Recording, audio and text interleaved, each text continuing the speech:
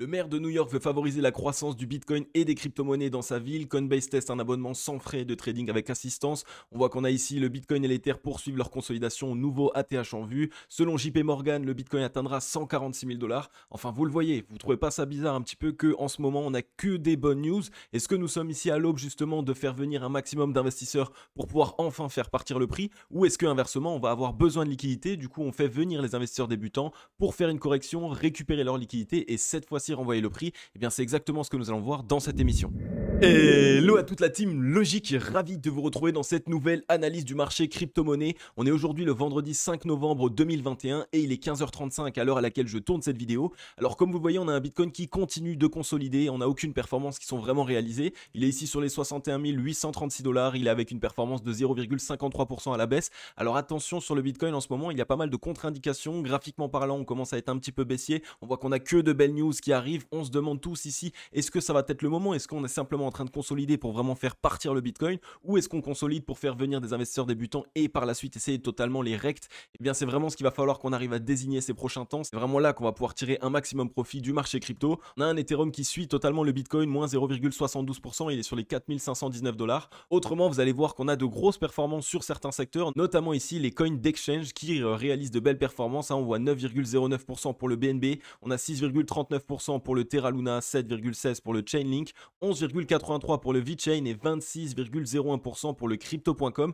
Donc vous le voyez, qu'est-ce que ça peut nous envoyer comme signal? Ça pourrait nous montrer simplement que les exchanges bénéficient d'un amas de nouveaux utilisateurs, donc que les retails sont vraiment en train de venir actuellement sur le marché des crypto-monnaies. Et vous le savez, ça peut envoyer deux signaux, soit c'est vraiment le moment où on explose tout, soit c'est au contraire le moment où on va essayer d'aller gratter leur liquidité pour leur faire peur. Et au vu actuellement du Crypto Fear and Greed qui est quasiment déjà dans l'extrême joie, eh bien je pense qu'on pourrait d'abord aller faire une petite jambe baissière pour faire peur aux nouveaux arrivants. On est sur le Scalpex Index 1 Crypto Fear and Greed dans la joie 73, donc vous voyez la psychologie de marché c'est toujours la même pour l'instant, on est toujours dans cette joie, on n'a pas du tout encore fait dégonfler cette euphorie qui commence à s'installer sur le marché des crypto-monnaies, les altcoins qui pumpent de tous les côtés, un Bitcoin qui consolide à l'aube d'aller casser son nouvel ATH. Donc pour ma part je pense qu'on pourrait ici d'abord essayer d'aller faire un petit tour à minima dans la neutralité, voire même dans la peur, si on venait ici à essayer d'instaurer une belle jambe baissière qui pourrait faire peur aux nouveaux arrivants, permettre de gratter un maximum de liquidité avant de renvoyer le prix à la hausse. On a toujours un social index sur Up, là aussi on le voit, que ça soit sur YouTube, sur Instagram, sur Twitter, tout le monde est ici très bullish et on annonce une cassure de l'ATH d'ici peu, un market order flow en recherche de vente forte cet après-midi. Alors en 4 heures, comme vous le voyez, il y a deux choses qui nous envoient un signal plutôt bearish. Premièrement, on commençait à mettre ici en place des M-top, donc ce qui est plutôt un signal de retournement baissier, et on est venu ici matérialiser une épaule tête-épaule qui est une figure qui est plutôt bearish, qui généralement annonce un retournement de tendance. Donc on va aller voir ça ensemble sur les graphiques, il va falloir qu'on reste prudent ces prochains temps. C'est vraiment le moment ici où tout le monde se chauffe, les altcoins réalisent de belles performances, tout va pour le mieux, on n'a que de belles news, et généralement je préfère me méfier dans ces moments-là, c'est souvent ici la spécialité des waves, et on appelle cela tout simplement la psychologie inversée. Ensuite les amis, un deuxième signal qui pourrait me dire qu'à court terme on pourrait connaître une petite correction, c'est que regardez ici, on est sur les liquidations. Donc les liquidations, vous le savez, j'aime beaucoup aller les voir. Pourquoi? Eh bien parce que généralement ça nous permet de savoir si on a totalement nettoyé le marché, si ça y est c'est le moment où on peut totalement se relancer, ou si inversement on n'a pas du tout nettoyé le marché. Alors ce qu'on va faire, c'est qu'on va se mettre ici en une heure pour voir où est-ce qu'on est allé liquider, est-ce qu'on a tapé dans les shorts, est-ce qu'on a tapé dans les longues. Alors on voit qu'ici on a un petit peu tapé dans les longues, à coup de 45 millions sur les longues ici le 4 novembre, on voit qu'on a tapé les longues aussi ici à coup de 44 millions le 3 novembre, et le 2 novembre 2021 on a tapé 35 millions, donc c'est pas énorme. En réalité c'est pas énorme en termes de liquidation, on a déjà eu des liquidations bien plus importantes, et on voit que là en ce moment, même avec le petit flash crash qu'on a connu il y a 2 ou 3 jours, eh bien on n'est pas encore allé chercher vraiment les liquidités, les grosses liquidités. Donc les waves envoient un signal justement qu'ils sont en train d'essayer de gratter des liquidités puisqu'ils vont taper dans les longues, mais pour l'instant ils ne sont pas allés encore taper dans les zones stratégiques, les zones qui sont vraiment clés, les zones sur lesquelles on peut vraiment gratter un maximum de liquidité. Alors comme je vous l'ai expliqué la dernière fois, c'est un petit peu qui tout double, parce que soit on n'est pas allé chercher des zones plus basses simplement parce que c'est là où les waves ont accumulé et ont continué d'accumuler, donc elles défendent totalement ces positions, soit deuxième solution, eh bien on a simplement fait un petit rebond pour faire en sorte qu'il y ait un maximum de personnes qui se remettent une fois de plus dans le train, qui essayent d'accumuler un maximum de bitcoin, on vient faire une petite correction, on fait peur à tout le monde, on récupère des liquidités, les gens sont euphoriques, ils mettent du levier vu qu'on est déjà dans la joie 73, et à ce moment-là les waves se gavent un maximum pour relancer le prix. Donc on va surveiller ça de très près les amis, et vous le savez, généralement lorsque les waves s'attaquent aux positions longues, eh bien elles vont essayer de finir leur mission, et donc elles vont aller chercher un maximum de liquidité dans les positions longues. Ensuite, on est ici sur le Bitcoin en daily et comme vous le voyez, on a mis en place une structure de chandelier japonais qui est plutôt bearish, qu'on appelle une étoile du soir. Donc ça nous montre qu'on a eu ici un essoufflement de la part des acheteurs et que les vendeurs sont en train de reprendre la main. Donc attention, ici on pourrait avoir une correction un petit peu plus marquée. On voit qu'on n'a pas eu énormément de volume à la baisse. C'est peut-être pour cette raison qu'on arrive à faire certains rebonds. On est revenu tester ici une zone qui était assez stratégique, qui était les 62 524 $. Pour l'instant, on a été totalement rejeté. Donc attention à la correction qui pourrait être un petit peu plus marquée. On voit qu'on a un niveau de support si jamais en dessous de nous que constitue simplement la borne haute du bull flag dans lequel nous étions, qui nous ramènerait ici aux 59 444 $. Et vous le savez, en ce moment, laissez traîner des ordres parce que le marché est extrêmement volatile, ce qui veut dire qu'on peut aller faire des mèches assez importantes, ce qui pourrait nous permettre de nous positionner sur de très très bonnes zones. Donc laissez traîner des ordres si vous avez des liquidités, vraiment. Ce sera bien plus simple que d'essayer d'aller chercher des positions sur des exchanges qui sont totalement overbookés puisqu'il va y avoir beaucoup de liquidation. Si on regarde maintenant au niveau du ruban de mobile, on voit qu'on est revenu le tester une première fois, on a directement assisté à un rebond et la majorité du temps, et bien malheureusement, si on n'arrive pas ici à rebondir directement sur le ruban de mobile, et bien on risque de s'enfoncer un petit peu plus profondément. Donc étant donné qu'on a eu une mèche ici qui est venue chercher environ la moitié du ruban de mobile, la majorité du temps on a plus de chances d'aller chercher la borne basse qui se trouve ici aux 55 669 $. Et tout est corrélé puisque regardez, ça constitue aussi ici un ancien creux que je vous avais matérialisé, donc une zone sur laquelle on peut aller chercher pas mal de liquidités. Donc surveillez ici cette moyenne mobile 55 périodes, qui est ici l'avant-dernière moyenne mobile du ruban de mobile, et on a toujours le MA89 aux 52 222 $. Donc attention ici sur le Bitcoin. Pourquoi est-ce qu'on pourrait avoir cette correction? Et bien c'est très simple, ça permettrait de totalement affaiblir les altcoins, de les faire corriger fortement et de par la suite renvoyer vraiment le Bitcoin comme une balle de fusil pour pouvoir récupérer de la dominance et donc un maximum de liquidité déversée sur lui. C'est un petit peu comme ça que ça se passe généralement. Le marché des crypto-monnaies est un marché qui fonctionne par cycle et quand on arrive à suivre les cycles, et bien c'est à ce moment-là qu'on arrive à se positionner de la meilleure des façons. Et généralement, avant d'aller break son ATH, le Bitcoin ne peut pas avoir une faible dominance. Il a besoin évidemment d'avoir tous les yeux rivés vers lui. Il a donc besoin de se rasseoir dans son trône. Donc il faudrait affaiblir les altcoins. Je pense que c'est pour cette raison aussi qu'on pourrait avoir une correction. Donc à la fois pour gratter des liquidités, calmer un peu l'euphorie générale et surtout pour pouvoir totalement taper sur les altcoins. Donc on va bien surveiller ce qu'il se passe ces prochains temps parce que si le Bitcoin vient à avoir une petite correction, imaginons de 7-8%, voire même 10%, eh bien ça pourrait faire au minimum x2 sur les altcoins et donc ça pourrait faire mal au portefeuille. Donc mettez-vous en sécurité les amis pour ces prochains temps et faites en sorte d'avoir des liquidités si jamais pour pouvoir acheter le dip.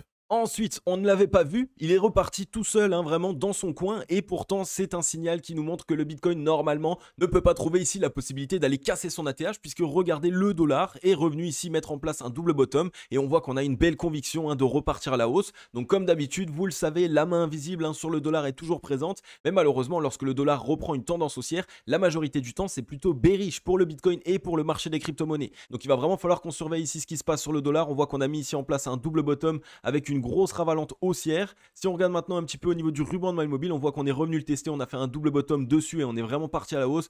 Généralement c'est à ce moment là qu'on arrive à avoir une belle croissance, donc attention, il va vraiment falloir qu'on surveille ici ça de très près. On a fait un double bottom pratiquement sur les 52 RSI et on est en train de partir. On a cassé ici cette grosse zone de résistance au 55,51, donc attention, ça pue un petit peu, ça pourrait ici simplement faire corriger un petit peu le Bitcoin. Ou aussi, il y a la possibilité de faire une latéralisation simple, bien plus longue, pour essayer de dégoûter tous les investisseurs qui sont rentrés sur le Bitcoin. Ils essayent donc d'aller sur les altcoins et par la suite, on fait péter le Bitcoin et la Bitcoin dominance et donc ça affaiblit les altcoins. Ça aussi, c'est une possibilité les amis. Notre but à nous, c'est d'avoir évidemment tous les scénarios, tous les plans d'action possibles dans notre tête pour pouvoir nous positionner au mieux. Donc là, attention sur le dollar, la reprise du dollar, c'est pas un très bon signe pour le marché des cryptos. On voit qu'on est en train d'ici de mettre en place des double bottoms sur le MACD. On vient à peine ici de quitter la zone de neutralité, donc c'est généralement ici le moment où vraiment on déroule et on fait rentrer un maximum de liquidité. Donc attention ici, surveillez bien le dollar. Et évidemment, vous le savez, si le dollar part à la hausse et qu'on voit que le Bitcoin commence à corriger, eh bien cet indicateur pourra aussi nous permettre de trouver le bottom sur le Bitcoin, puisque la majorité du temps, lorsqu'on trouve un top sur le dollar et donc que le dollar commence à s'affaiblir, ça permet au Bitcoin lui de reprendre de la force et c'est à ce moment-là qu'il instaure un bottom et qu'il repart fortement. Du côté du crypto total, incluant le Bitcoin, on voit que voilà, pour l'instant, on a un très net affaiblissement, on n'arrive pas à réaliser un nouveau top. On voit qu'on est en train plutôt de corriger, on est en train ici de mettre en place une structure en chandelier japonais qui est plutôt bearish, qui montre qu'on a un affaiblissement de la part des acheteurs. En termes de volume acheteur, pour l'instant, on est décroissant. Attention ici au fait qu'on ne vienne pas faire rentrer plus de volume bear que de volume bull. Alors, on va regarder maintenant un petit peu au niveau du MACD et on voit qu'on a ici instauré un certain double bottom et que pour l'instant, on est en train de retester la zone de neutralité. Donc, à voir, si on passe en dessous, on pourrait avoir une petite accélération baissière et donc des liquidités baissières qui se remettraient en place sur le marché des crypto-monnaies. Donc, on va essayer de bien surveiller là aussi cet indicateur qui va nous permettre de savoir vers où se dirige le marché des crypto-monnaies dans sa globalité. Alors, si on regarde maintenant au niveau du RSI, on voit qu'on qu'on a une divergence bear qui est en train de se mettre en place. Donc c'est-à-dire qu'on est en train de faire ici un nouveau top qui est plus haut que l'ancien top, tandis que sur le RSI, on avait ici un top qui était plus haut que ce nouveau top que nous avons réalisé. Donc ça montre ici que les vendeurs sont plus présents que les acheteurs et que les acheteurs ont du mal à réaliser un nouveau top. Donc attention là aussi, les acheteurs ne soutiennent pas réellement ce mouvement. On pourrait avoir une petite correction. On voit qu'on a des gros niveaux de support. On a ici les 2637 milliards. Par la suite, on a les 2527 milliards. Et si jamais on a toujours ici les 2457 milliards jusqu'aux 2391 milliards. Donc attention sur les cryptos totales. Là aussi, on voit qu'on a un certain affaiblissement de la part des acheteurs. On pourrait ici connaître une petite correction. Et ensuite, on est ici sur Ethereum. On voit que Ethereum a totalement sauvé sa fameuse étoile du soir, puisque ici, ils ont racheté la mèche, ce qui montre que du coup, on n'a pas encore une étoile du soir qui se met en place. Mais ça ne veut pas dire non plus que nous sommes dans les meilleures dispositions. On a quand même un certain essoufflement de la part de la force acheteuse actuellement. On a moins de volume bear que de volume bull. On va surveiller ça de très près. Ça va nous permettre de savoir où se déversent les liquidités ces derniers temps. Si on regarde au niveau du ruban, on est ici aux 4212 $. Donc on pourrait revenir le tester. On l'a testé ici simplement le 28 octobre 2021. Et pour l'instant, on voit qu'on a du mal à faire des nouveaux tops. Donc la majorité du temps, on revient tester le ruban. Attention, étant donné que ce serait la deuxième fois qu'on toucherait le ruban, eh bien on pourrait ici revenir dans la moitié, environ ici aux 4007 $. Donc attention là aussi sur Ethereum, vous le savez, si Bitcoin corrige, Ethereum et la majorité du marché crypto va corriger par la même occasion. On a un gros niveau de résistance au 65,84. On a fait un petit fake out et pour l'instant, on est repassé en dessous. Donc là aussi, c'est plutôt une mauvaise indication. Ça montre que la force acheteuse n'est pas assez présente pour passer au-dessus de ce niveau et donc on pourrait avoir une possibilité ici de correction.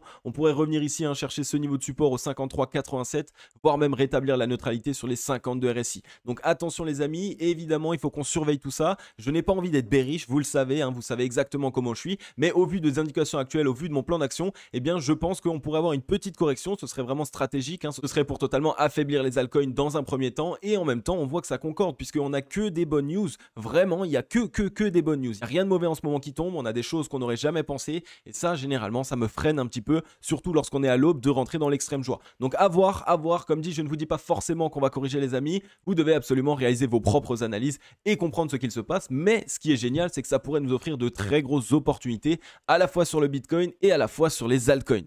Ensuite, on est ici sur Twitter et on a CryptoRank Platform qui nous partage un tweet super intéressant et qui nous dit que Google a investi $1 million dans une plateforme de futur, donc pour les futurs CME, dans un groupe évidemment, donc ça va leur permettre de diversifier leur portefeuille et donc ça montre quoi? Ça montre que voilà, Google sans doute a vu ce qu'a réalisé Tesla, Google sans doute a vu ce qu'a réalisé MicroStrategy et donc ils se disent pourquoi pas essayer d'allouer une petite partie de mon capital pour voir ce que ça va donner et évidemment si tout se passe bien, si on a un Bitcoin qui part et donc Google qui réalise un bon investissement, et bien ça pourrait vraiment leur permettre de totalement déverser plus d'argent et de commencer à de plus en plus s'intéresser au marché des crypto-monnaies. Et Google aujourd'hui touche quasiment toute la planète. Donc c'est vraiment ici la possibilité exacte de pouvoir avoir une certaine adoption mainstream bien plus importante et surtout d'ajouter de la crédibilité à ce marché. Et ensuite, on a Grégory Raymond ici qui nous dit l'une des premières décisions du nouveau maire de New York élu mardi, recevoir ses 3 premiers salaires en Bitcoin. Donc c'est une bonne indication. Pourquoi? Simplement parce que c'est une grande personnalité. C'est quand même le maire de New York qui est une très très grande ville. Et donc ça montre qu'il aura ici sans doute le feu vert pour le marché des crypto-monnaies, pour l'adoption et pour faire en sorte aussi de faire avancer les choses. Donc c'est une très bonne indication une fois de plus. Donc encore une belle news. Il n'y a que des bonnes news ces derniers temps. Et c'est ça qui me freine un petit peu et qui me dit que voilà, il y a peut-être cette possibilité d'abord d'essayer d'aller rétablir cette neutralité. Donc il va vraiment falloir qu'on surveille tout ça. On reste prudent comme d'habitude, la team logique, vous le savez. Et si jamais de toute façon sur la journée de demain ou la journée d'après-demain, bien sans aucun problème, je vous le dirai, vous le savez. Mon but est d'être le plus neutre possible. Ok les amis, alors je sais que vous appréciez énormément lorsque je vous présente des projets qui fondamentalement sont bons et moi vu que j'en ai plein sous le coude puisque je fais ça au quotidien, eh bien ça me fait vraiment super plaisir de pouvoir vous les partager. Alors on est aujourd'hui ici sur Ressources Finance qui est un projet qui me touche particulièrement parce qu'il vise à aider les entrepreneurs, les marchands, toutes les personnes qui essayent de lancer leur activité seules, eh bien ils vont leur permettre d'accéder à des crédits plus simplement et le tout évidemment vous le savez sans aucun jugement de valeur, c'est-à-dire que tout le monde a exactement les mêmes chances d'accéder à ce crédit et ça c'est quelque chose qui est ultra novateur parce que imaginez un petit peu tous les pays défavorisés entre guillemets qui n'ont quasiment pas accès aux prêts ou alors même chez nous dans nos pays et bien toutes les personnes qui n'accèdent pas à des prêts simplement parce qu'elles sont d'une autre nationalité et bien ça c'est aussi un frein qu'on peut enlever grâce à Ressources Finance. Donc je trouve ça super intéressant parce qu'on va totalement en plus de ça aider les entrepreneurs et en plus de ça comme vous allez le voir c'est pas un projet qui là essaye de se lancer un peu la fleur au fusil. Regardez ici un petit peu les partenaires, on a Celo, on a Taylor, on a DAO Maker, on a Blockchain at Berkeley, on a IRTA. Regardez un petit peu aussi les personnes qui investissent dans le projet, on a que des gros fonds ici, c'est Dether, Flory, Future Perfect, Follow the Seed. Vraiment ici, ça apporte de la crédibilité et du fondamental. On a même Utopia ici. Donc c'est vraiment un projet qui peut faire parler de lui parce qu'en ce moment, et en plus on l'a vu avec la crise du Covid-19, il y a eu de plus en plus de personnes qui ont essayé de se lancer dans l'entrepreneuriat, qui ont essayé de lancer leur boîte, leur société à eux. Et c'est vraiment quelque chose qui peut être accessible à tout le monde. Et ça, c'est ultra intéressant. C'est quelque chose qui défie un petit peu ce qu'on connaît habituellement avec les banques, parce qu'aujourd'hui, les banques, c'est vraiment très sélectif. Et en plus de ça, il y a toujours des problèmes. Donc voilà, pour les personnes intéressées, Resource Finance, ils vont faire leur listing sur DAO Maker mi-novembre, me semble-t-il. Donc c'est encore ici dans très peu de temps. Je crois qu'il reste encore la possibilité d'essayer de participer à l'ICO, le round numéro 1. Donc n'hésitez pas, vous le savez, comme d'habitude, je mets les liens en description. Vous pouvez aller voir directement cette page, essayer de regarder fondamentalement que va valoir ce projet, essayer de regarder un petit peu aussi quelle part de marché est-ce qu'ils peuvent accéder. Donc de cette manière, directement vous faire votre propre avis. Mon but à moi, c'est simplement d'essayer de vous mettre en avant des projets naissants qui ont vraiment ici de l'avenir, parce que c'est généralement lorsqu'on se positionne sur des bons projets au tout début qu'on peut réaliser les meilleures performances. Ok les amis, j'en ai fini avec cette vidéo. Si elle vous a plu, n'hésitez pas à me le faire savoir avec un gros like et un gros commentaire. Ça me fait super plaisir de pouvoir lire tous vos commentaires et vous le savez, je les lis tous les uns après les autres. Merci à toutes les personnes qui soutiennent la chaîne avec des likes, des partages, des commentaires. Ça fait super plaisir. Bienvenue à tous les nouveaux membres de la Team Logic aussi par la même occasion, parce qu'il est vrai qu'on se développe de plus en plus. On est quasiment 10 000 membres de la Team Logic. C'est juste incroyable. Ça me fait super plaisir les amis. Alors comme vous voyez aujourd'hui, on a des indications qui sont un petit peu plus pessimistes sur le Bitcoin. Attention avant de vouloir paniquer les amis, vous le savez, moyen, long terme, on est toujours ultra bullish sur le Bitcoin. Donc les hodlers, évidemment, il n'y a aucune vente à réaliser, vous pouvez les garder, il n'y a aucun problème.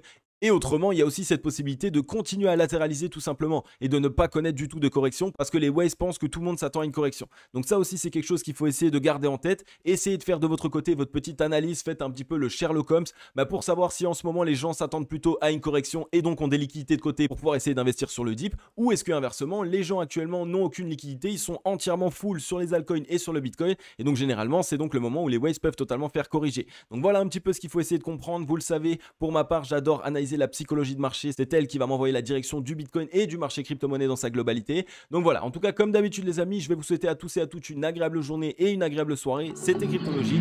Ciao.